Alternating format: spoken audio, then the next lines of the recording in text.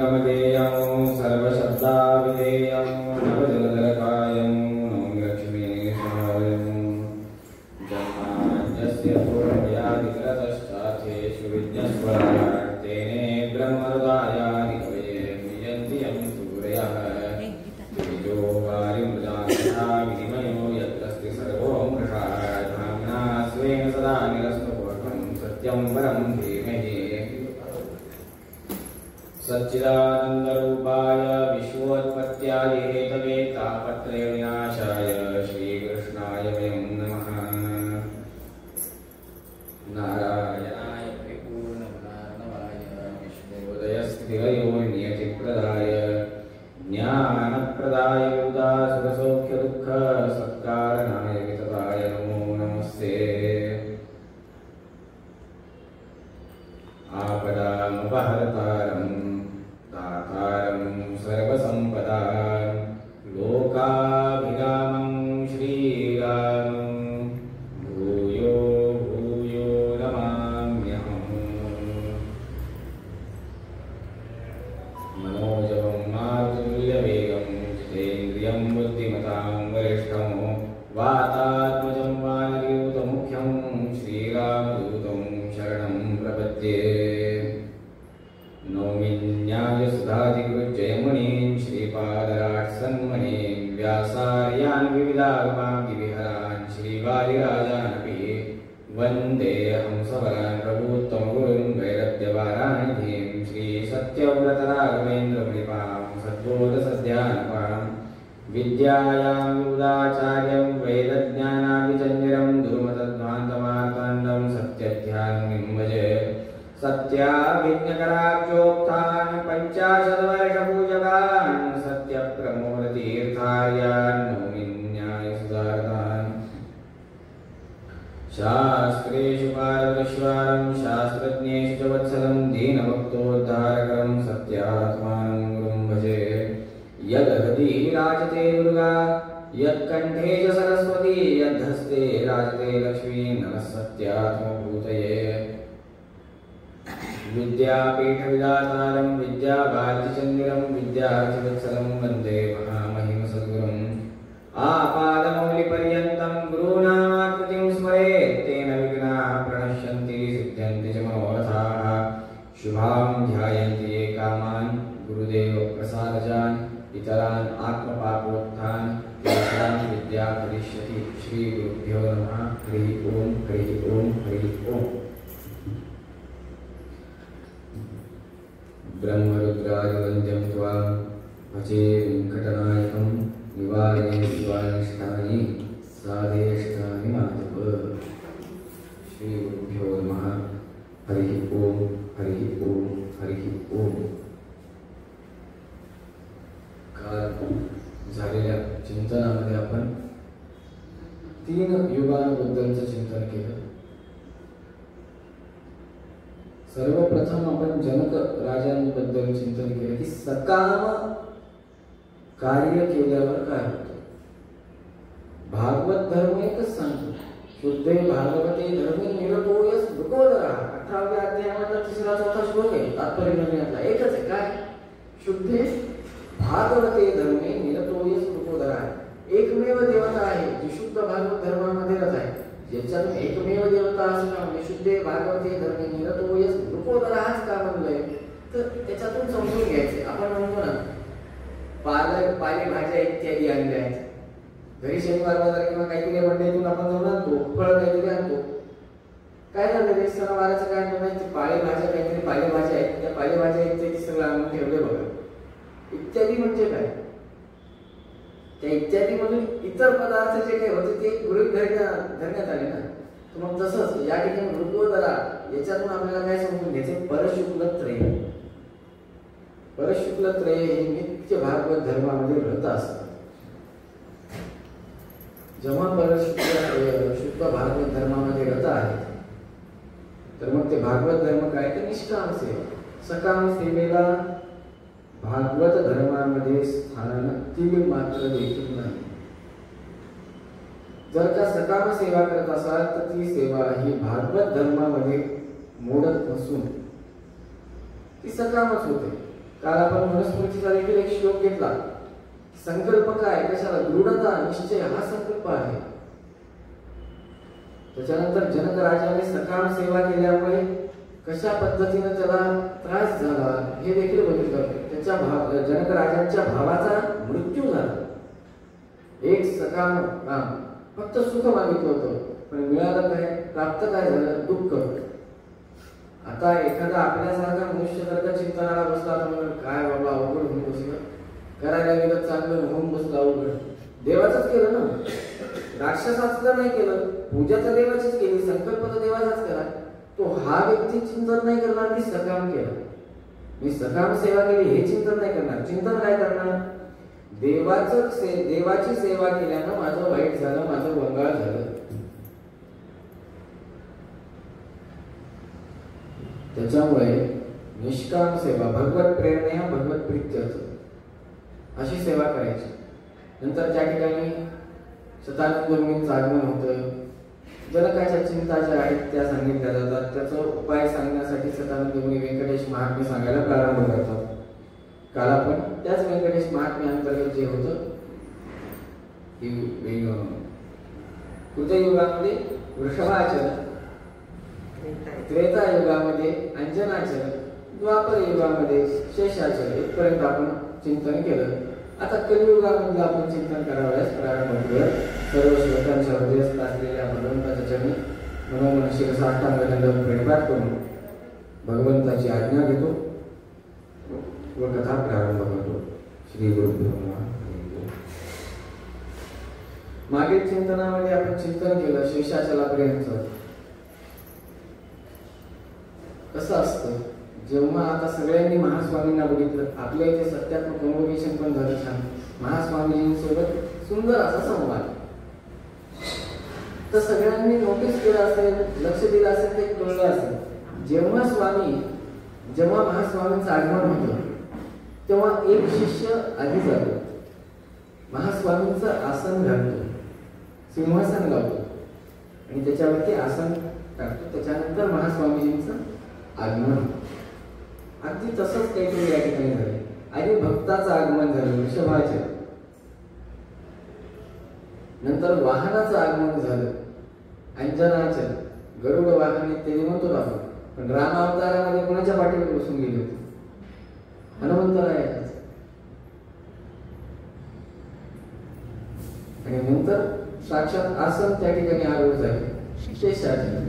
आता भगवंत स्वतः येतात विराजमान व्हायला, ते व्यंकटाचं.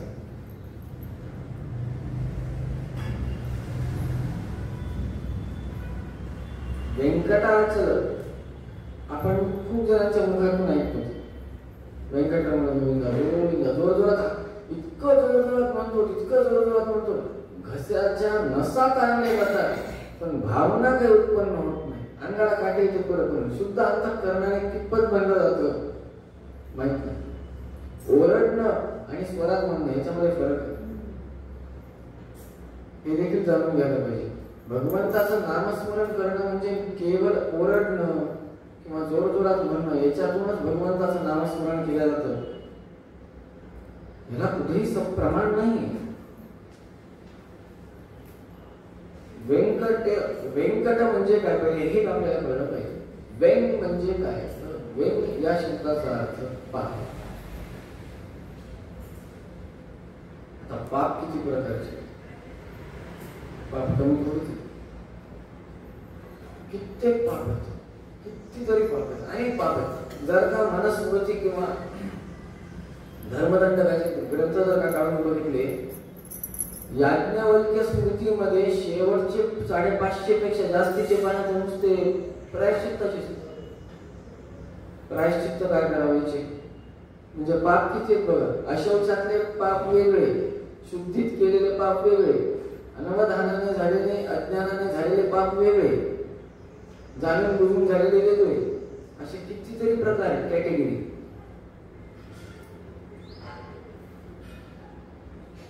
व्यंग म्हणजे पाप. कट, कट म्हणजे नाश, पापाचा नाश जिथे होतो तो पर्वत म्हणजे व्यंकटाचा.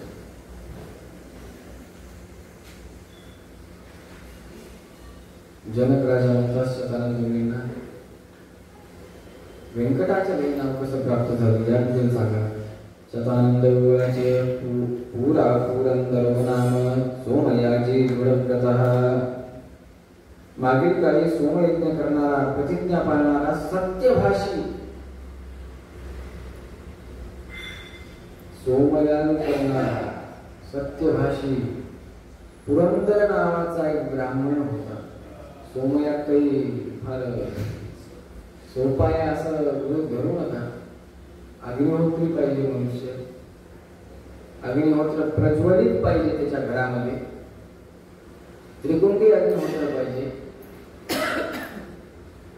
आणि सोमवल्ली आजकाल तर मिळतच नाही. आणि त्या सोमवल्ली प्राप्त झाल्या तरी त्याची आहुती तर फार वेगळ्या पद्धतीने. एकंदरीत सांगायचं तात्पर्य म्हणजे कठीण व्रत आहे, सामान्य व्रत नाही. एकादशी व्रत जसं करतो आपण तसं व्रत धरू नका. खूप कठीण व्रत आहे सोमयज्ञ. सोमयज्ञ करणारा, प्रतिज्ञा पाळणारा, दानवीर असा, शूरत्व असलेला, सत्यभाषी असलेला पुरंदर नावाचा एक ब्राह्मण. त्या ब्राह्मणाला पुत्र होत नव्हता. वृद्धकाळी त्या ब्राह्मणास पुत्र प्राप्त झाला. त्या ब्राह्मणाने त्या पुत्राचं नाव माधव असं ठेवलं. उपनयन संस्कार झाले, गायत्री उपदेश झाला. भगवत कृपेनं आणि गायत्रीच्या अनुग्रहाने प्रचंड विद्वान आणि वरेण्य, सत्शास्त्रामध्ये निपुण, वेदशास्त्रामध्ये निपुण असा तो ब्राह्मण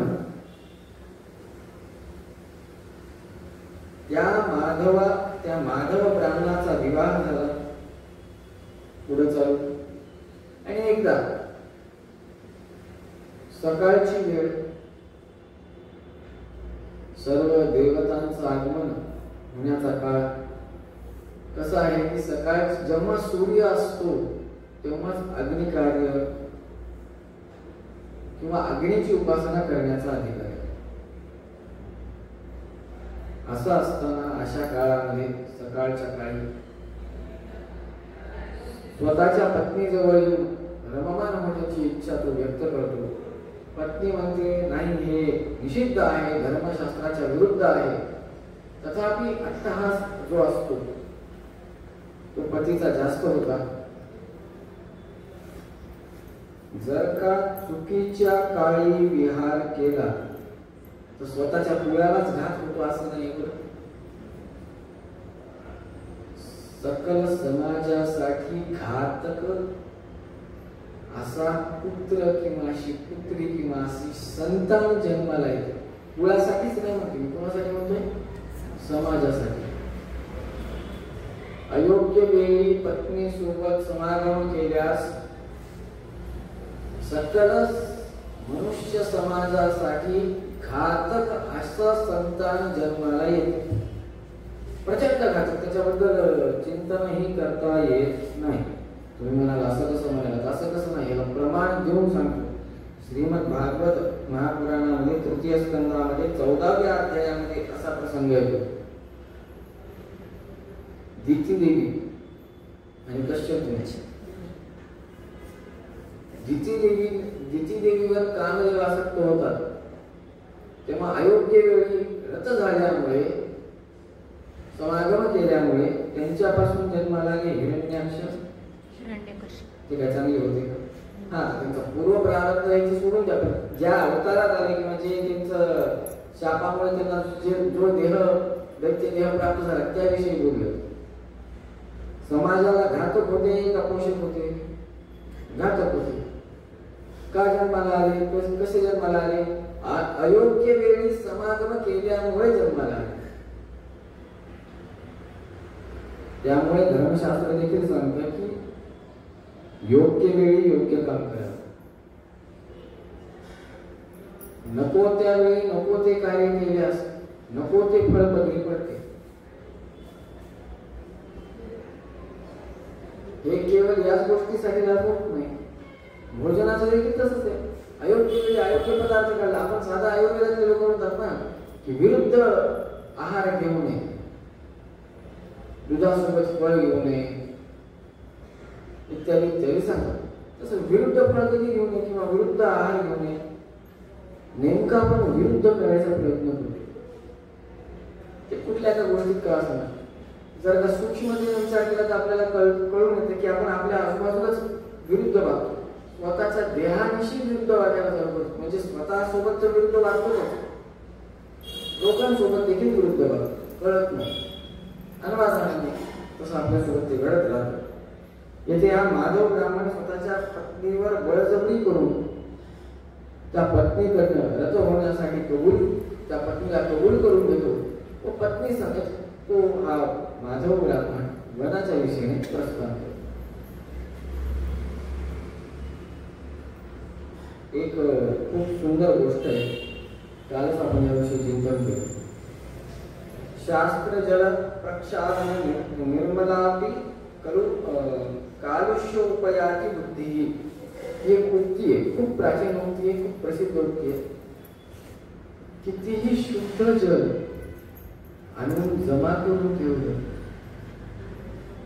तुम्ही बिस्लरीचा आणा, पुरवलेला आणा, नाही अजून गंगाजलही आणा,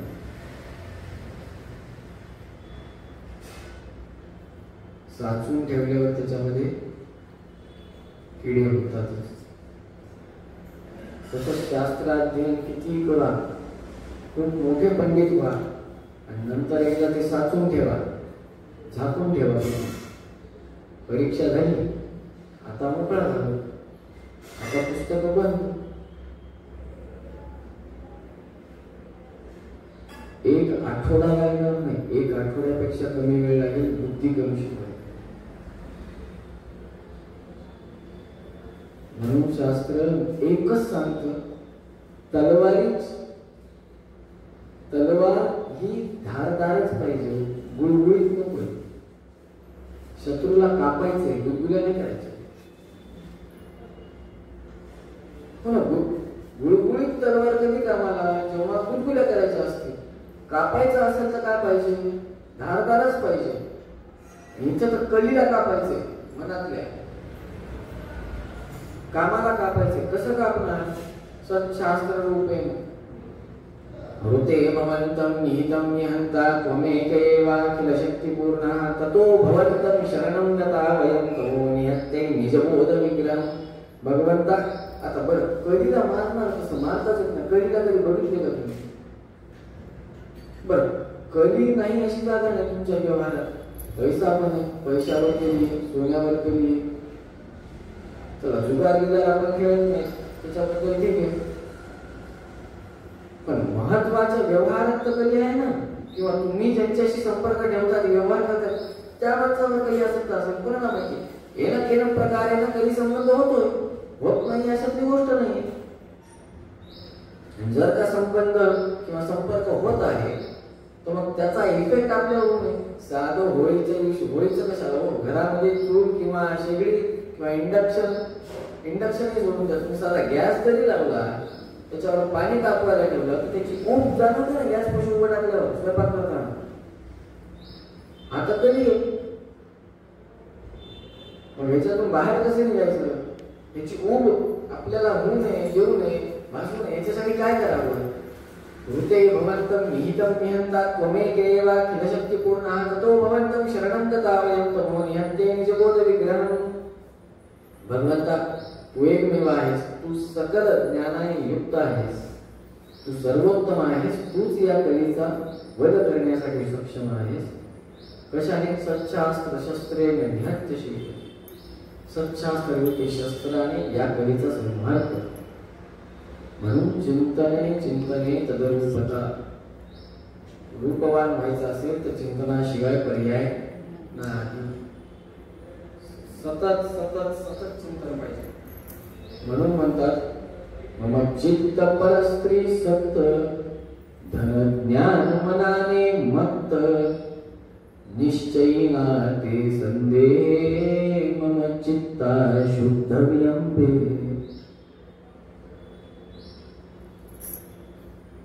अशी माणसाची सामान्य परिस्थिती. जर का याच्यातून बाहेर पडायचं असेल तर एकमेव उपाय चिंतन.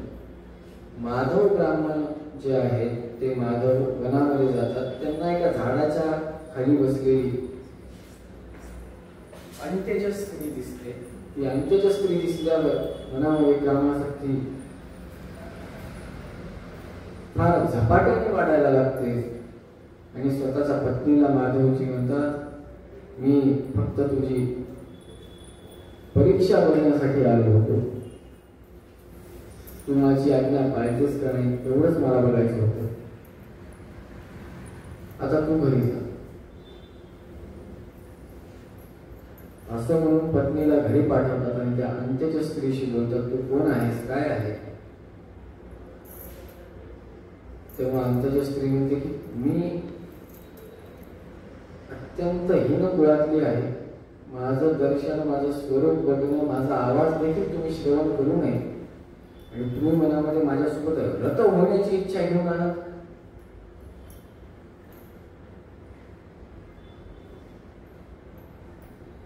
तुम्ही कोण आहात. एका ब्राह्मणाला ती अंत्यची स्त्री सांगत आहे, तुम्ही कोण आहात, नीट ऐका. अग्नि साक्षी विधानेन प्राप्तदार कुतो भव. अधिभवेद शास्त्र सन हिताग्निव्रत स्थितः. अग्नीला साक्षी मानून ज्यांनी अध्ययन केले. अग्नीला साक्षी मानून अध्ययन करणं म्हणजे काय. सकाळी उठून अग्निकार्य करायचं, संध्यावंदन अग्निकार्य गायत्री, 3 केल्यानंतर अध्ययनाला बसायचं. या अग्नीला साक्षी मानून ज्यांनी अध्ययन केले, अग्नीला साक्षी मानून उर्वरित आयुष्य काढताय. सप्तपदी झाल्यानंतर उर्वरित आयुष्य अग्नीला काढून म्हणजे अग्निहोत्र. असा हा ब्राह्मण. कर्णो हरिकथा श्रुत्या पावनो नासिका तव. सतत भगवंताचं नाम संकीर्तन श्रवण केल्याने ज्याचे कान कर्ण पवित्र झालेले आहेत, भगवंताच्या गंधाच्या वासाने, निर्माल्याच्या वासाने ज्यांचं नाक पवित्र झालेलं आहे, ज्यांचं घ्राणेंद्रिय देखील पवित्र झालेलं आहे. श्रोत्रेंद्रिय तर झालंच आहे हरिकथाने, नाक देखील त्यांचं पवित्र झालेलं आहे. घ्राणेंद्रिय हरिअर्पित सुगंधेन पाविता जठरं तव. वासुदेवार्पितम् अन्नेन पवित्रं पुरुषर्भव. काय बोलावं. भगवंताचा नैवेद्य ग्रहण केल्याने जठर पवित्र होते. असं म्हणतात की 12 वर्ष सलग जर का इमानी द्वारे शाळीग्राम रूपी परमात्म्याची जर का नित्य उपासना केली, शुद्ध धर्माचे आचरण करून, तर 1 तप 12 वर्षे म्हणजे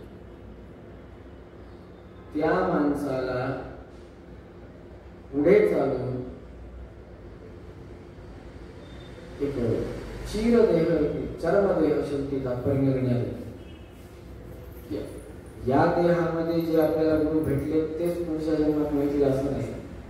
तर आपला देह शुद्ध होत होत होत होत होत योग्य गुरु शेवटचे जे आहेत ते प्राप्त होतात. अपरोक्ष ज्ञान झाल्यानंतर गुरु दीक्षा होते, नंतर तिथून आपल्याला मोक्ष प्राप्त होतो. असा तो सिक्वेन्स, असा तो क्रम. असं असताना शालिग्राम रूपी परमात्म्याची जर का सेवा केली तर आपल्याकडे ती योग्यता येते. नित्य शालिग्रामाच्या तीर्थाने आपला देह शुद्ध होतो. पण असं करून चालणार नाही की इकडे पूजा करायची आणि तिकडे मजा करायची.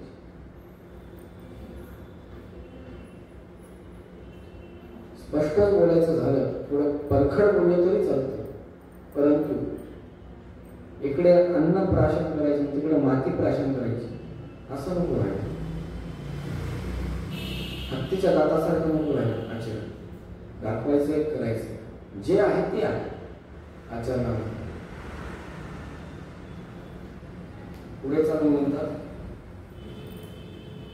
कृष्णार्चन प्रसंगेन करो पावनतां गतो हरिनाम करोपेन जिह्वा ते पावनात्मिका. तुमचे हात ब्राह्मण देवा तुमचे हात किती पवित्र आहेत, नित्य भगवंताच्या प्रतिमेला स्पर्श करतात.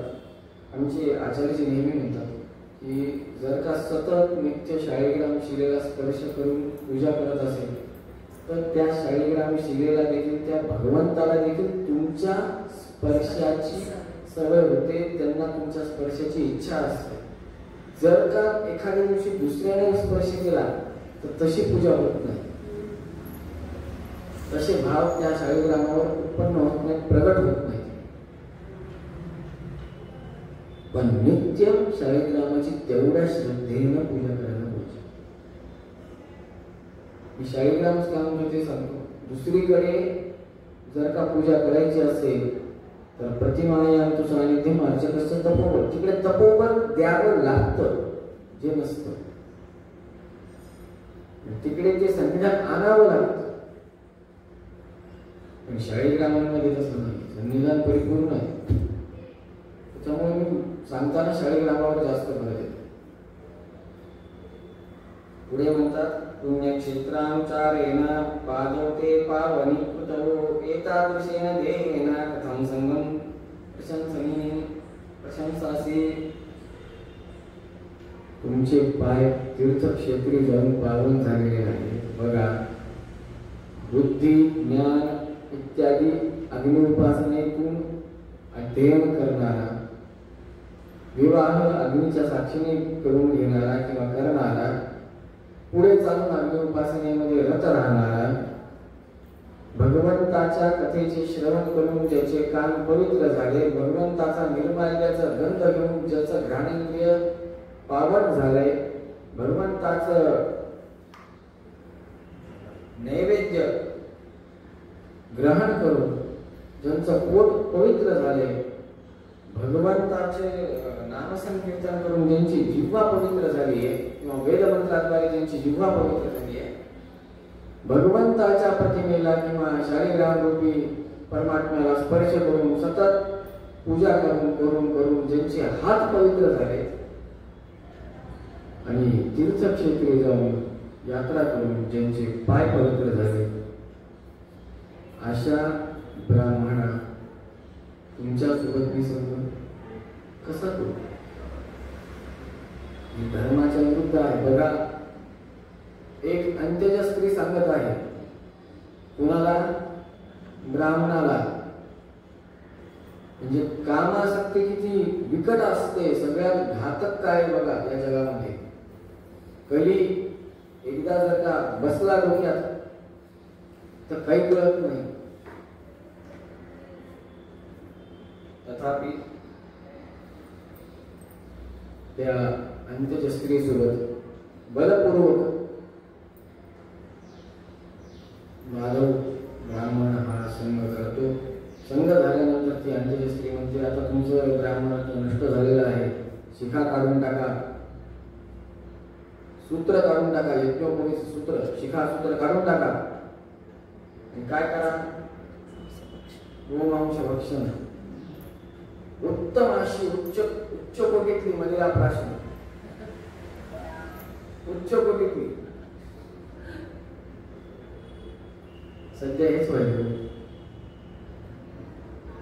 सध्या घरोघरी नाही म्हटलं तरी हेच व्हायचं. लोक सांगतात, अहो काल तुमचे नातेवाईक बघितलं होतं किराणाचे त्या दुकानामध्ये, लाज वाटत नाही. याचं कारण एकच, आमचे गुरुजी नेहमी म्हणतात, घरामध्ये वयोवृद्ध माणसांची कमतरता घडली की संस्कार गेले, जुनं खोड गेलं. बघा, खोडाला फार महत्व आहे झाडामध्ये. आपण म्हणतो वंशवृक्ष, वृक्षावली, वंशाची पुष्पमाळा नाही म्हणत, वंशाची काय म्हणतो? वृक्षावली, वंशवृक्ष म्हणतो ना. 61ला किंवा 62च्या वेळेस करतात खूप जण आजकाल. ते नुसतं दाखवण्यासाठी असते असं वाटतं मला. जुनं खोड जर का घरात असेल ना, तर जुन्या खोडानं त्या झाडाला किंवा त्या कुळाला आलेले जे सध्याचे फुलं पाळणं आहेत ना, त्यांना बोलवायला पाहिजे कवळ्या फुलापानांना. सध्याच्या नातवंडाला, पतवंडाला असं समोर लाईनशीर बसवायचं. तुम्हाला काय माहिती बाबा आपल्या कुळाबद्दल किंवा आपल्या संस्कृतीबद्दल सांगा. जर का सांगता नाही आलं तर त्यांना त्याच खोलीमध्ये अशा खोलीत बसायचं जिथं दरवाजा आहे आणि खिडकी, त्यांना खिडकीच्या बाहेर उभं करायचं आणि त्यांच्या पित्यांना आतमध्ये बोलवायचं आणि हातामध्ये काठी घ्यायची आणि खिडकी उघडी ठेवायची आणि मोकळं करायचं वडिलांना. नंतर वडिलांना बाहेर काढायचं, नातवांना आतमध्ये घ्यायचं. तर संस्कृती टिकून राहील. आमचे गुरुजी नेहमी म्हणायचे की असं केलं तर आणि तरच संध्यावंदन टिकून राहील घराघरात. सध्याची हालत अशी आहे, ज्याच्या घरात पळीतांमध्ये त्याला ब्राह्मण म्हणावं लागेल. कारण ब्राह्मण कोणी जाणण्यावरून विचार तर करता येत नाही की हा ब्राह्मण आहे का नाही. आता त्याचा अनुभव लागला मला इथं आल्यापासून. श्राद्ध पक्षाच्या वेळेस तर बघितलं लोक अपसव्यच घालण्यात आहे. लोक सव्य काय ना अपसव्य काय हे कळतच नाहीये, त्याचं काही भानच नाहीये लोकांना. म्हणजे आपली हालत किती खालच्या लेवलला जाऊन पोहोचलोय आपण. पण हेच जर का एखाद्या यवनाच्या माणसाला तुम्ही मुलाला जर का म्हणत ना नमाज करताना कसं बसायचं काय, तेच 3 वर्षाचा लेकरू अख्खी कंठस्थ सांगते होता चक्कर मा.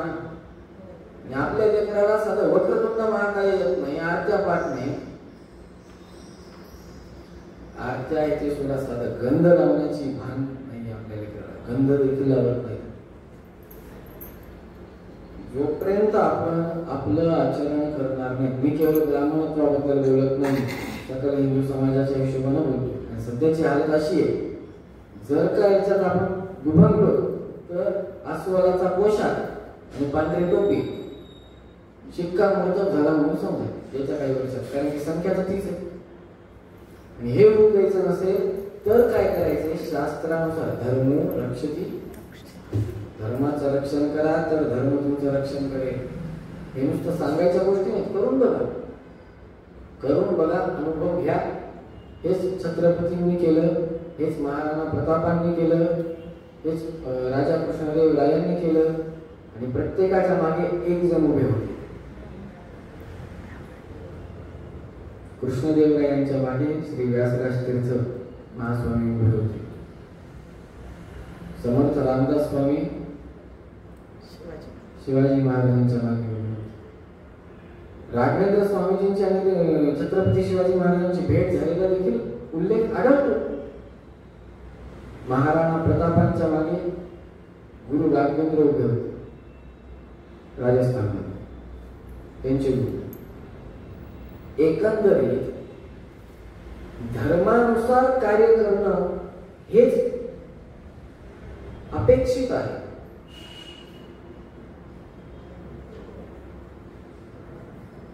जेव्हा अधर्म घडला,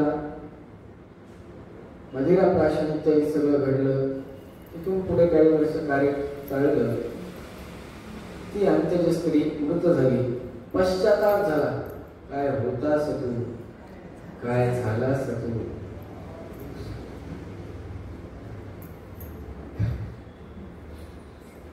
काय होतो, काय झालो. राजाचा रंग झाला, अशी सगळी भावना. हे बघा, हे खरं. किती जरी आई वडिलांनी ओरडून सांगितलं, नातेवाईकांनी जरी ओरडून सांगितलं, अरे ते करू नको करू नको, करणारा करतो. आणि सगळ्यात शेवटी त्याला पश्चाताप होतो. अरे सगळे सांगत होते माती खाली. या कथा त्याच्यासाठीच बोध घेण्यासाठी या कथा आहेत. कथा घेण्याची काय गरज आहे? डायरेक्ट भगवंताचा महिमा वेदांत तत्वज्ञान लिहून मोकळे झाले असते वेदव्यास भगवंत. काय गरज होती हे सगळं लिहिण्याची? कथा सांगण्याची काय गरज आहे का? वेदांत तत्वज्ञान सांगून टाकलं असतं भगवंताचं सर्वतोमत्व, व्याप्ती सांगून टाकली असते भगवंताची व्याप्ती सगळी. व्याप्ती जर का सांगितली असते तर कळलंच नसतं. त्याच्यामुळे कथा स्वरूपातून उपदेश देतात वेदव्यास परमात्मा.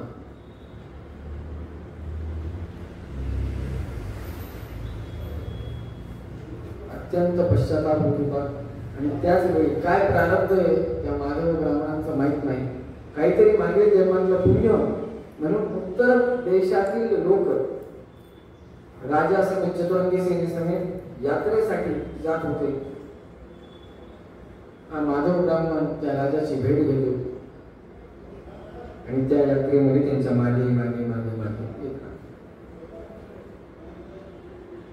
तिथून ते माधव ब्राह्मण आणि ती सर्व यात्रा कपिल तीर्थावर येते. राजा त्या ठिकाणी स्नान करतो, पिंडदान करतो, हे सगळं काही हा माधव ब्राह्मण होतो. पश्चाताप होतो, डोळ्यातून ढसा ढसा ढसा ढसा पाणी पडायला सुरुवात होते. रडायला लागतो. का रडायला लागतो? आता करणार कसं? शिखा, सूत्र, वाणी सगळंच गेलं की. पैसा गेला तरी थोडंफार गेलं. स्वामीजींचं प्रवचन ते फार प्रसिद्ध आहे. Wealth is lost, money is lost, something is lost. मला इंग्लिश बोलतात, मराठीत सांगतो. आंग्ल भाषेपेक्षा आपली माय मराठीत होती. धन गेलं तर थोडंफार काहीतरी गेलं. आयुष्यातलं आरोग्य थोडंफार गेलं तर ते कसं तरी परत कमवता येतं व्यायाम करून, तर ते थोडंफार गेलं. पण चारित्र्य गेलं. गेलेला माणूस परत येत नाही. बरं, गेलेलं गेलंच. परत जर असेल त्याला त्या तपश्चर्याचं बळच पाहिजे, तरच त्याला मृताला जिवंत करता येईल, नाही तर नाही. राघवेंद्र स्वामी सारख्यांना शक्य, दुसऱ्याला ते शक्य नाही. तर अभिनव राघवेंद्र स्वामी पाहिजे किंवा राघवेंद्र स्वामी पाहिजे किंवा सत्यप्रमोद तीर्थ पाहिजे. एकंदरीत योग्यता संपन्न व्यक्तिमत्व पाहिजे. सामान्य माणसाचे काम नाही. आणि माझ्या मते मिडल क्लास, मध्यमवर्गीय हा शब्द कोण काढला माहित नाही मला. एकंदरीत मनुष्याजवळ, असं म्हणे मध्यमवर्गीय आहे ते म्हणणार नाही, एकंदरीत मनुष्याजवळ पैसा सोडला तर चारित्र्य एकमेव असं धन आहे. ते जर का निघून गेलं,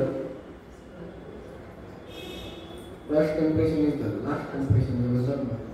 त्याच्यासाठीच म्हणतो. याच्यातून तेच कळतं. आपण म्हणतो ना, बोधकथा सांगा. आजीला लहानपणी खूप म्हणायचे सगळे. बोधकथा आहे, बोधकथा आहे. गुडगुड घागरीची गोष्ट, ससा कासवाची गोष्ट, त्याच्यातून बोध गेले. मग वेदव्यास भगवंताने तेव्हाच लिहून ठेवलेत ना, हे सांगा ना नातवांना, या बोधकथा सांगा. जास्त चांगलं संस्कार. काय बोधकथा की बाबा, लालच बुरी बला आहे, मी काम क्रोधाने युक्त मलिन झाले असे चित्त, वैराग्य प्राप्तीसाठी हा भक्त वैराग्य मूर्ती संबंधितो. दोष सांगा, गुण सांगा. आता त्या ब्राह्मणासमोर किती विकट परिस्थिती आहे बघा. पिंड करतायत सगळे, क्लिक झालं सगळं. मी काय काय करायचं कर्मकांड आता करता येत नाहीये ना. स्वतः केशखंडन केलं, स्वतःचं केशखंडन स्वतः केलं. त्या कपिल तीर्थामध्ये स्नान केलं आणि पिंडदान केले. कशाचे केले? मातीचे पिंडदान. काय होता सदू, काय झाला सदू. पण पूर्ण श्रद्धेने केले. त्याच्यामुळे, आणि नुसतं श्रद्धेनं नाही, क्षेत्र महिमा देखील असतो. श्रद्धा तर पाहिजेच, नुसतं क्षेत्र महिमाने देखील काय होत नाही. श्रद्धा, विश्वास, भक्ती आणि क्षेत्राचं महात्म्य, हे सगळं काही जुळून आल्यामुळे पितृमुक्त. आपण देखील जातो क्षेत्रावर, जात नाही असं नाही. आपण जातो बघा सगळे क्षेत्रावर. अयोध्या, गया, कांची, मथुरा, द्वारका, बद्री, तिरुपती. पण आपण जीडीपी वाढवायला जातो. तिथे गेल्यावर ते क्षेत्रावरच आपण उपकार करायला, ही भावना मनात ठेवून जातो आपल्या. खरंय ना, आपण त्या क्षेत्रात जातो तेव्हा त्या क्षेत्रावरच उपकार करायला चाललो. क्षेत्र आपल्यावर उपकार करतच नाहीये, ही भावना मनामध्ये ठेवून मी चाललो म्हणून तिथं सगळं चालायले. मी जर का नसतो गेलो तर काय झालं असतं. समजा आता कुठं व्यंकटाच्या पर्वतावर त्या घाट गिट झालाय, गाड्या गिड्या झाल्या, तर त्याच्यानंतर ते माझं आमच्या काळजी नव्हतं. पायी जावं लागलं. तेव्हा कुठं तिथं काही होतं, मार्केट एवढं होतं नाही. भूदेवी कॉम्प्लेक्स एवढं नव्हतं ते. मी गेलो म्हणून सगळं चालायचं, ही जी भावना आहे, मी गेलो म्हणून त्या दुकानदाराचा धंदा झाला, नाही तर त्याचा वांदा झाला असता. ही भावना जी मनामध्ये आहे आपली, ती कशी आहे? मी चाललो क्षेत्रावर, त्या क्षेत्रावर मी उपकार करालो, ही भावना मनामध्ये कुठे ना कुठेतरी असते. आणि क्षेत्रावर गेल्यावर आपण भगवंताकडे गेलो, मार्केटकडे जास्त होतो निश्चित. तिरुमलामध्ये तर फिक्स आहे, गेल्यानंतर ते प्लॅस्टिकचे हार, लाकडी खेळण्या, गळ्यातले साड्या, बरं तिथंच नाही, तुळजापूरला पण जाऊन दर्शन राहिलं बाजूला, त्या नेसवलेल्या साड्याच निलामी जास्त आहे बाजूला प्रदक्षिणा करून आलं की. कोल्हापूरला गेले तरी सेम साड्यांनी खटला न तू केवळ साड्यांनी, अपितू मार्केट क्षेत्रीय मार्केट असावं नसावं पण एवढा नसू नये की लक्ष विचलित होईल. तुम्ही म्हणाल ते त्यांचं काम करा, तुम्ही तुमचं करा, भगवंताकडे लक्ष द्या ना. तेच तर होत नाही ना. का होत नाही? तेवढे पाप आहे. जर का सज्जनाच्या संगती मन लागलं तर मग आपली योग्यता संताच्या बरोबर जगायला जास्त वेळ लागला नसेल. त्यामुळे जीडीपी वाढवण्यासाठी आपण चाललो, ही भावना जरा बाजूला ठेवून केवळ भगवत प्रेरणा, भगवत प्रीत्यर्थ क्षेत्रावर जावं, दर्शन घ्यावं आणि तिथे कार्य करावं. ते कार्य मेल्यानंतरही तुम्हाला कामाला येईल. बघा, गर्व किती अवघड आहे. आपण कालच्या कथेतच ऐकला, शेषदेवाचा गर्व भंग केला. एक छोटी गोष्ट नाही ना. वायुदेवाद्वारे गर्व भंग झाला. आता शेषदेवाची योग्यता निश्चित आपल्यापेक्षा, ज्यांनी पृथ्वी डोक्यावर उचलली त्यांची योग्यता आपल्यापेक्षा. साधा एक सिमेंट सोडा, आपल्याला साधा एक पाण्याची बादली उचलताना नाही मग येत. त्यांची योग्यता निश्चित आपल्यापेक्षा मोठीच आहे. आणि अशा मोठ्या असलेल्या व्यक्तीला किंवा अशा मोठ्या असलेल्या मोठ्या पदावर विराजमान असलेल्या जीवाला जर का गर्व होत असेल तर आपल्यासारखीची चर्चा न केलेलीच बरी.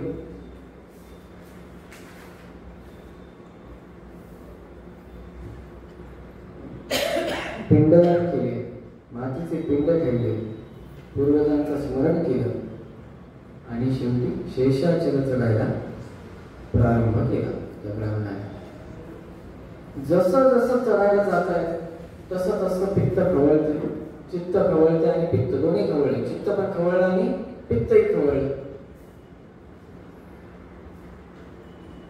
गमन होताना तोंडामध्ये आणि खूप जास्त प्रमाणात लाळ इत्यादी येते. या आयुर्वेदातले काही लक्षण आहे. मळमळ व्हायला लागलं आणि गमन करायला सुरुवात केली. त्या आतापर्यंत जे काही अनुचित वर्तन केलेलं होतं ते सर्व काही वमनाद्वारे बाहेर पडायला सुरुवात झाली आणि त्या ठिकाणी सर्वत्र दुर्गंध पसरला. इतका पसरला की देवता लोक देखील परेशान झाले. ब्रह्मदेवाला गेले, ब्रह्मदेवाजवळ गेले, स्वामी रक्षण करा, वास्तू घाणे आहे. ब्रह्मदेव विमानामध्ये बसले, सगळे देवता लोक आकाशामध्ये आले. आकाशातून पुष्पवृष्टी माधव या ब्राह्मणावर केली. तेव्हा त्या पर्वताचे नाव पडले व्यंकटाचल. व्यंग म्हणजे पाप, माधवाचे वेग. त्याचा कट केल्यामुळे त्या माधव ब्राह्मणाच्या वेग म्हणजे पापाचा कट म्हणजे नाश केल्यामुळे त्याचं नाव व्यंकट हे नाव पडलं. चल म्हणजे पर्वत, व्यंकटाचल.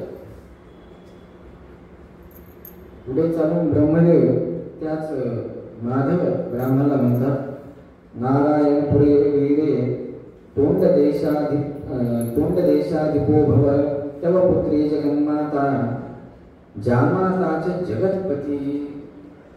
तू एक काम कर, इथे जवळच स्वामी पुष्करणी, तिकडे स्नान कर आणि स्नान करून देह त्याग. पुढे तुला काय होईल? कोणत्या देशाचा राजा म्हणून तू जन्माला येशील, तुझी पुत्री दुसरी तिसरी कोणी नसून जगन्माता असेल, जगन्माता असेल आणि तुझा जावई हा जगतपती असेल. आता माधव ब्राह्मणाने पर्वत चढल्यानंतर पुष्करणी स्नान केलं.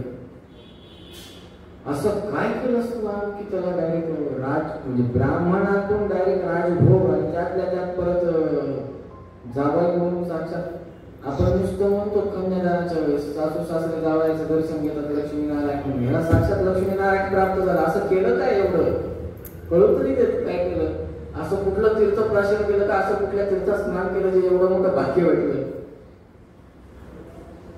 याच्याबद्दल शतानंद मुनी खूप सुंदर म्हणतात. तस्योपरि वा दिव्यम स्वामी पुष्करणी शुभा मत्स्य कच्छप संबद्धा जलकुट भूषिता. त्या पर्वतावरती एक तीर्थक्षेत्र आहे, एक तलाव आहे. त्या तलावामध्ये अनेक मासे आहेत, अनेक कासव आहेत, अनेक खेकडे आहेत, अनेक कुर्म, कासव, मासे आणि बेडूक आहे. बेडुकाच्या आवाजाने तो प्रदेश व्यापला गेलेला आहे. आवाजाने म्हणजे बेडुकाचा आवाज सारखा ऐकू येतो. अशा या स्वामी पुष्करणीचा महिमा मी सांगायला प्रारंभ करतोय. एक चित्ताने श्रवण कर असं शतानंद मुनी जनक राजास म्हणतात.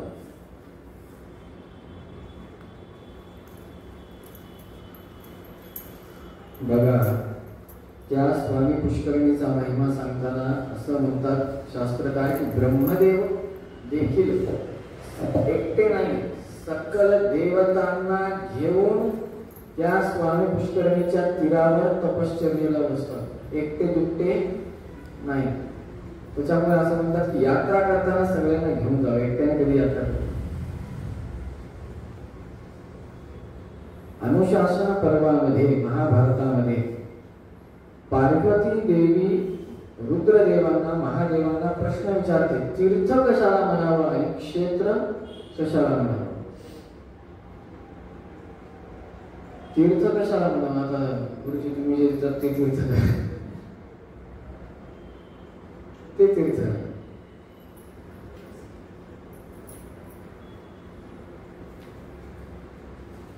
भगवंत ज्या ठिकाणी साक्षात अवतार धारण करतात एक क्षेत्र. तीर्थ कशाला म्हणावं. क्षेत्राचं तर झालं की भगवंत साक्षात जन्माला आले ती मथुरा, खेळले ते गोकुळ वृंदावन, राहिले द्वारका, प्रगटले तिरुपती तिरुमला, हे झालं क्षेत्र. तीर्थ कशाला म्हणावं. सत्पुरुषांद्वारे ज्या ठिकाणी तपश्चर्या करून त्या सत्पुरुषांवर झालेल्या अनुग्रहाची जागा, मग ती एखादं खांब असो, ते एखादी विहीर असो, किंवा ते एखादं तलाव असो, त्या जागेला तीर्थ असं म्हणावं. त्याच्याबद्दल फार प्रसिद्ध उदाहरण महास्वामीजींनी सत्यनाथ आंबेडकर रत्नाकराबद्दल सांगताना म्हणलेलं आहे की महाराष्ट्रामध्ये सांगली मिरजच्या जवळच एक तलाव आहे, एक विहीर आहे. एक ब्राह्मण कोडाने युक्त, कोड माहिती आहे सगळ्यांना, दोष आहे महादोष, कोडाने युक्त प्रचंड परेशान झालेला ब्राह्मण सत्यनाथ तीर्थ महास्वामीजी जवळ गेला. सत्यनाथ तीर्थ महास्वामीजींना स्वतःची व्यथा सांगितली. स्वामीजी म्हणे त्या तीर्थामध्ये स्नान कर. आणि अनेक करून बाहेर सांगितल्याप्रमाणे तो ब्राह्मण गेला, स्नान केलं आणि तीर्थातून बाहेर आला. अनेक करून सगळ्याचा सगळा दोष देहाचा, शरीर दोष जो होता तो सर्व निघून गेला. घरातले देखील ओळखत नव्हते कोणाला. पाप विमोचनी तीर्थ म्हणून त्याचं नाव प्रसिद्ध आहे सध्या. असं असताना सांगली आणि मिरजच्या मध्ये सत्यनाथ आंबेडकर रत्नाकरामध्ये याचं वर्णन आहे. त्याचा अजून एक नाव पाप विमोचन फक्त म्हणतात त्याला, प्रसिद्ध आहे. जेव्हा हे घडलं, देह शुद्धी झाली किंवा देहावरील दोष निघून का निघून गेले हे महत्वाचं आहे ना. गुरु आज्ञा होती हे ठीक आहे, त्या विचारानं आज्ञाचं पालन केलं हे ठीक आहे, विश्वासाने केलं, श्रद्धेनं केलं हे महत्वाचं. जर का मी म्हणलं व्यंकटेश महात्म्य कल्याण श्रवण केलं, लग्न होतेच का नाही, मला इष्टप्राप्ती होतीच का नाही, गुरुजींनी सांगितलंच का नाही, मी नीट ऐकलंच का नाही, गुरुजींनी सुरू केलं पण सोडलंच नाही, तर कसं होईल. नको त्या शंका आपण पहिले उत्पन्न करतो, पाहिजे ते काम करत नाही. विशेष करून धार्मिक गोष्टीसाठी नको त्या शंका जास्त आपल्या मनामध्ये उत्पन्न होतात. शंका कुशंका न काढता विश्वास ठेवून कर्म केलं तर रक्षते इत्येव विश्वासः. रक्षण होईल, कसं होईल, काय होईल, कुठं होईल, काय करायचं, होईल रक्षण माहितीये. काम चालू करा, कार्य प्रारंभ करा. एकदा प्राचीन काळामध्ये सरस्वती मातेला, सरस्वती माता म्हणजे सरस्वती नदी, ती सरस्वती माताच नदी स्वरूपामध्ये या पृथ्वी तलावर आहे.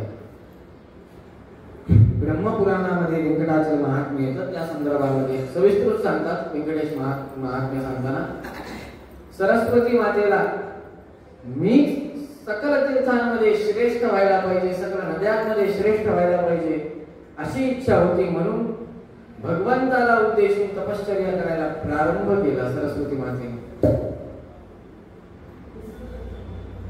सरस्वती मातेच्या जवळ तेव्हा पुलस्त्य ऋषी आले. पुलस्त्य ऋषी ब्रह्मदेवाचे पुत्र, म्हणजे सरस्वती देवीचे पुत्र. मी सरस्वती मातेजवळ आलेलो आहे, सरस्वती मातेने मला नमस्कार केला नाही, आदर दिला नाही, म्हणून रागात येऊन हातामध्ये पाणी घेऊन शाप दिला. हे माझे तू जे काही विचार करून इच्छा व्यक्त करून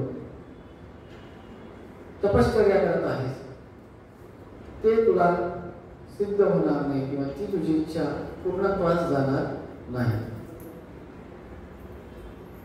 आता या ठिकाणी चिंतन करण्याची गोष्ट आहे. तारतम्यामध्ये जर का गेलं तर श्रेष्ठ कोण? सरस्वती. परशुक्ल त्रयामध्ये त्यांचं स्थान आहे. लक्ष्मी देवी नंतर कोणाचं स्थान आहे? ब्रह्मवाई. भारतीय सरस्वती म्हणजे स्त्री देवतांमध्ये जर आपण गेलो ना, सामान्य स्थान नाही ना. कावळ्याच्या शापानं गाय मरत नाही, स्पष्टच बोलायचं झालं तर, फार अत्यंत कठोर शब्दात बोललो तर असं बोलता येईल की कावळ्याच्या शापानं गाय मरत नाही. मग कस काय लागला शाप? भगवंत आले, भगवंताने शापाचा स्वीकार सरस्वती मातेने केला. काय केला तर हीच भगवंताची इच्छा आहे बाबा की गंगा देवीला सर्वोत्तम स्थान मिळावं, असं म्हणून शापाचा स्वीकार केला, त्याचं अवलोकन केलं. भगवंत काम केलं किंवा शाप कसं काय लागला याच्यासाठी महाभारत तात्पर्य निर्णयामध्ये बघा श्रीमद आचार्यांनी सगळीकडचं घेतलं, कुठंच सोडलं नाही. तात्पर्य निर्णयामध्ये असा एकही नाही. माझ्या मते तुम्ही असं म्हणतो जे सर्वत्र, जे महाभारतात आहे, तात्पर्य निर्णयात आहे ते सर्वत्र आहे, जे तात्पर्य निर्णयात नाही ते कुठंच नाही. असं लोक महाभारताबद्दल म्हणतात, मी तर तात्पर्य निर्णयाबद्दलच म्हणतो. यद अत्र अस्ति सर्वत्र अस्ति, अत्र नास्ति कुत्रापि नास्ति.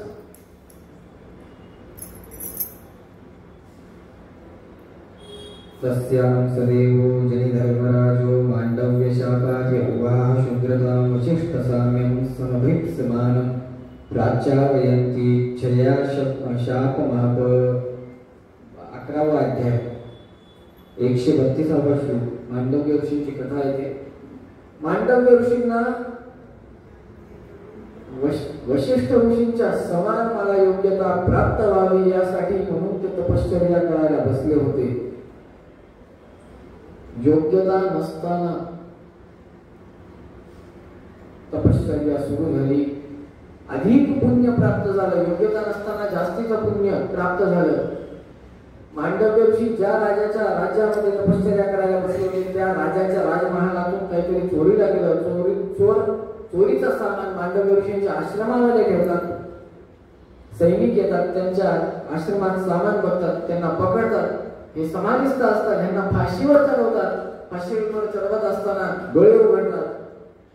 बघितलं तर काय फाशावर लटकत आहे. परत डोळे बंद करतात. परत तपश्चर्या करत होतात. यमसदनी जातात. यमसदनी गेल्यावर यमधर्मराजाला विचारतात, माझा गुन्हा काय, मला कशामुळे फासावर दिलं,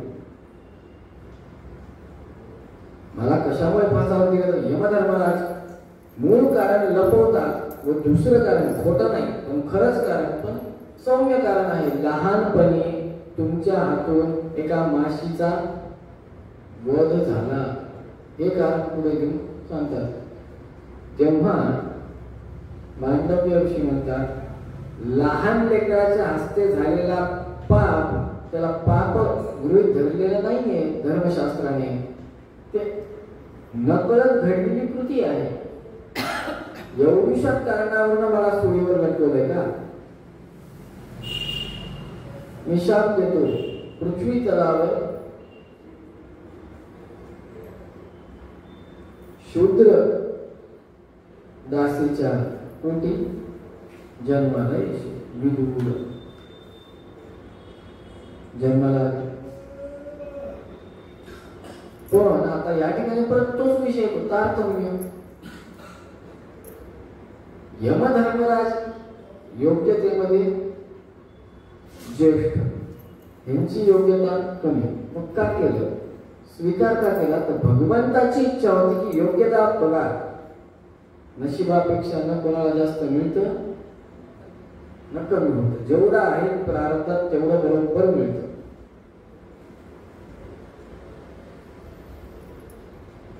स्वतःच्या योग्यतेपेक्षा जास्त फळ प्राप्त झालं होतं. त्या फळाचा नाश करायचा होता म्हणून रागाच्या भरात यमधर्मराजाला शाप दिला. त्या शापामुळे प्रारब्ध यांचं जे होतं जास्तीचं पुण्य ते कमी झालं. त्या प्रारब्धाचा स्वीकार केला यमधर्मराजाने. भगवंताची आज्ञा आहे हे जाणून घेतलं. अगदी तसंच या ठिकाणी सरस्वती मातेने पुलस्त्य ऋषींकडनं स्वतःच्या मुलाकडनं आलेला शापवाणी त्याचा स्वीकार केला. परत तपश्चर्येमध्ये रतच राहिली. तेव्हा भगवंत प्रत्यक्ष झाले. परत सरस्वती देवी भगवंताला उद्देशून म्हणते. सरस्वती देवी स्वतःची इच्छा सांगते. ही इच्छा होती भगवंता, पण असा असा पुलस्त्य ऋषींनी मला शाप दिलाय.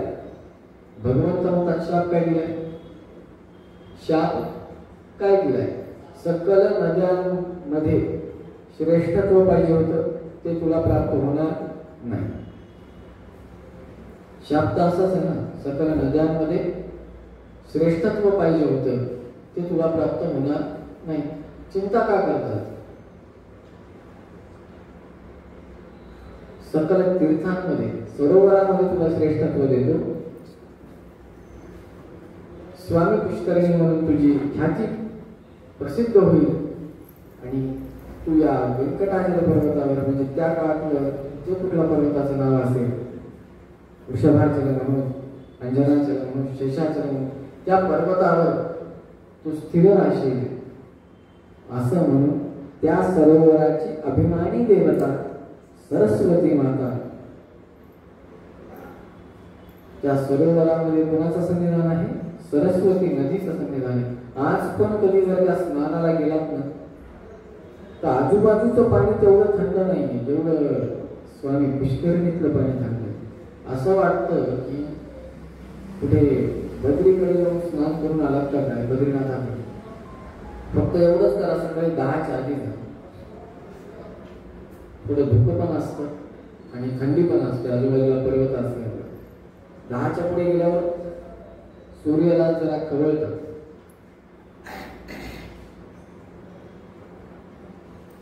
सांगण्याचं तात्पर्य आपण हलक्यात घेत होतो. खूप जण काय करतात, तीर्थावर जातात आणि शॅम्पू, साबण, सगळ्या नाना विविध प्रकारचे जे काही चांगले चांगले सध्याच्या काळासाठी स्वतःच्या देहाला घासून काढण्याचे जे काही उपकरणे आहेत त्या घेऊन जातात. त्याच्याने दोषच भेटतो. आणि मला माहित नाही तुम्हाला किती जणांना माहिती आहे, कॅन्सरसाठी कारणीभूत बस झाली साबण आणि कोलगेट पेस्ट.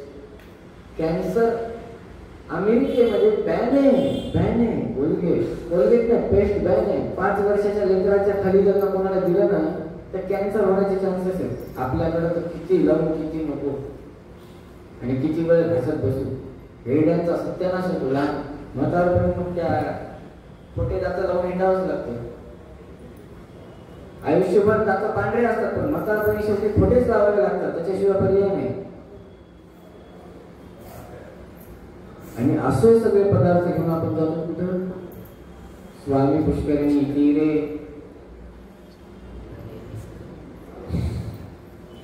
पेस्ट अहम मोदते. भगवंत रमया सहज आहे पण आम्ही शॅम्पू साबणांसोबतच आहे. काय एवढा अभिमान असतो काय नाही की स्क्रबर शॅम्पू त्याच्यात पण आता घ्यायचा कोणता परत. आणि हे सगळं स्नान करायचं कुठं, अहो साधं तीर्थावर जर का जायचं असेल तर आधी मलापकर्षण स्नान घरामध्ये करावं. मलापकर्षण म्हणजे जे काही तिकडे घासाघाशी करणार तुम्ही शॅम्पूने साबणीने ते सगळं घरामध्ये बाथरूम मध्ये करा, स्नानगृहामध्ये, आणि नंतर तिकडे जा आणि तिकडे जाऊन फक्त स्नान करून बाहेर या.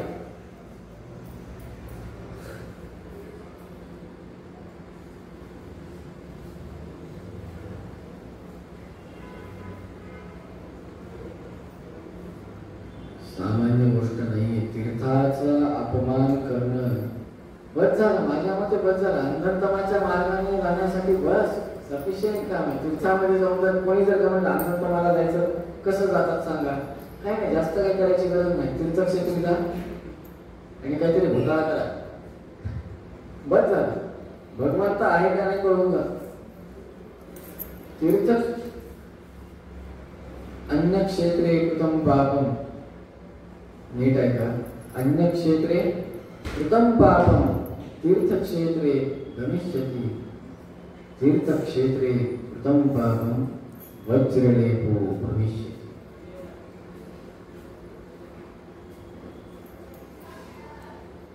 या जगात कुठेही केलेलं पाप तीर्थक्षेत्रावर नाहीच होतं, पण तीर्थक्षेत्रावर केलेलं पाप वज्रलेपो भविष्यति. अशी रेष आयुष्यभर छाताडावर राहते. मग तुम्ही या लोकातून परलोकात जा, नाही परलोकातून यमलोकात जा, ते काही भुतल्या जात नाही. कपडे धुतात स्वामी पुष्करिणीमध्ये काय काय ही हालत आहे सध्या. कथा का करतात, काय गरज आहे? सगळ्यांना सगळ्या कथा माहिती आहेत. कालच्याप्रमाणे मी आज परत बोलतो, सगळ्यांना सगळं माहिती आहे. परत परत भागवत ते आणायची गरज आहे. प्रत्येक कॉलनीत परभणीमध्ये प्रत्येक कॉलनीत ते चालू असतं. पण असं असताना परत परत का लावतात? नाही वाची वळायला जाणार. उन्हाळ्यात काय होतं, नाही कूलर फुकट होतं ना, लाईट बिल आकडा टाकला सार्वजनिक असलं तर सरळ आकडा लावतात. अजून तरी कुठल्या मंडळाने पट्टी गिट्टी द्यायला सगळं आकडाच लावतात. सगळे आकडा लावत लावत स्वतःच्या आयुष्याला आकडा लावला. गंभीरतेने घ्या. अजून पण का कथा लावतात परत परत? हेच बुद्धीमध्ये ठेवण्यासाठी की बाबा हे करायचं नाहीये, हे करायचं नाही. आणि आपण नेमकं ते सगळं जे करायचं नाहीये ना, जसं काही विडा उचललाय अफजल खानानं, तसा आपण विडा उचललाय. आम्ही हे करणार नाही, आम्ही हेच करणार. त्याच्यामुळे सुरुवातीला म्हणलं गुदगुल्या नाही करायच्या तलवारीने, तलवारीला धार पाहिजे. कली आधी दैत्यांचा नाश करायचा आहे, सच्चास्त्र रूपी तलवारीला धारच पाहिजे. गुलगुल्यावर काय कामाची? गुलगुला नाही करायचं आपल्याला, हास्य मजाक नाही करायचं या गोष्टीसोबत. चिंतन. त्याच्यामुळे श्रवण महत्वाचं. श्रवणम कीर्तनम विष्णोः स्मरणम पादसेवनम. पादसेवनाकडे जायचंच नाही आपल्याला अजून. श्रवण, कीर्तन आणि स्मरण याच्यावरच बाकीचं सगळं प्राप्त होतं योग्य. पण एवढं तर इमानियत बरे करा. कथा जाणून घेण्यापेक्षा कथेच्या मागे दडलेला जो सार आहे तो महत्वाचा आहे. उसाचा रस सगळ्यांनी पिलेला आहे, नारळाचं पाणी सगळ्यांनी पिलेलं आहे. नारळाचं पाणी चांगलं वाटतं म्हणून नारळाच्या त्या वरच्या कवचा सहित आपण घेत नाहीत नारळ. न तेवढे दात आपले मजबूत आहेत ना आपल्या पूर्वजांचे. ऊस चांगला वाटला म्हणून चोथ्या सहित खातो असं नाहीये. ऊसाचा रसच पितो. आणि जर का कांदा खायची वेळ आली तर चावून चावून चोथा थुकून देतो, पण चोथा खात नाही. चोथा कोणाला देतो? म्हशीला, गाईला, बैलाला, गोवंशाला. त्याच्यामुळे भगवंताला ते प्रिय आहेत आपल्यापेक्षा, म्हणून गोविंद आहे. म्हणून जे जोर जोरात म्हणतो ना वेंकटरामना गोविंदा गोविंदा का म्हणतो? अहो ते पावसाची त्यांना काही पर्वा नाही, उन्हाची पर्वा नाही. त्यांना कोण दगड मारतंय, कोण काठी मारतंय, कशाची पर्वा नाही. साधं गवत काय खाऊन राहतात. आपल्याला तुपाची धार आहे तरी पण आपला अहंकार मोजायला काय सगळं कमी पडलं. सध्याच्या काळात जेवढी उपकरणे आहेत तेवढ्या कमी पडतील अहंकार मोजायला माणसाचा. कशातून येईल काही सांगतात नाही, बरं काहीच सांगतात नाही. त्याच्यामुळे तीर्थक्षेत्री गेल्यावर देखील एकच प्रार्थना असावी. काय?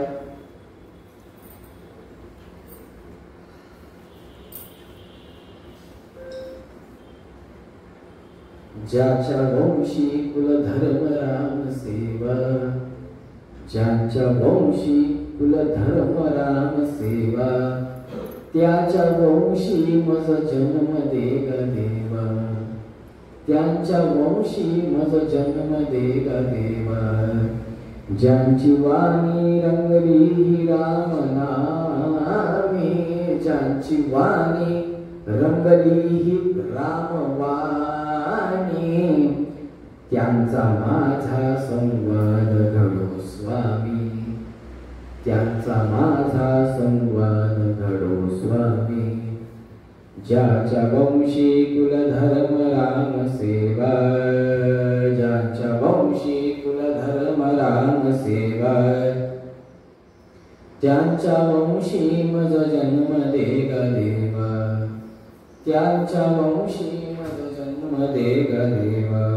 झालेली सेवा महास्वामींच्या अंतर्गत, समस्त गुरु परंपरेच्या अंतर्गत, श्रीमंत भारतीय मुख्य प्राणांतर्गत बिंबरूपी परमात्मा श्रीमंत मूळ सीतास्वामी, श्रीमंत मूळाक्षर तदंतर्गत श्री लक्ष्मी व्यंकटेशाच्या चरणी समर्पित करतो. वाणीला पूर्ण विराम देतो. गोपाळ